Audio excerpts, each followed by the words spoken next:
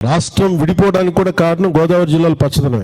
తెలంగాణ నాయకులంతా అంటారు కొబ్బరి చెట్లతో చాలా ఆనందంగా ఉంటుంది, మీరు ఏమంటుందని పచ్చదనంతో చాలా బాగుంటుందండి. ఈరోజు కొబ్బరి చెట్లు ముండలు కూడా లేవు, అంత దిష్టి తగిలింది కోనసీమకి.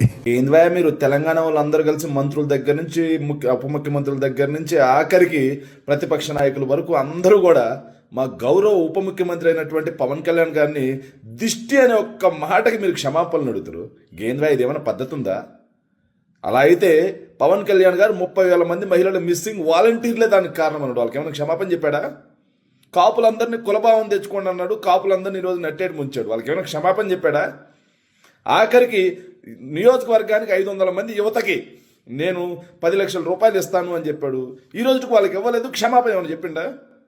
ఇంతెందుకువే, అన్నిటికన్నా దారుణమైన విషయం అయోధ్యకి వెళ్ళినటువంటి లడ్డూల్లో 1,00,000 లడ్డూలు జంతు కొవ్వుతో తయారు చేశారని చెప్పారు.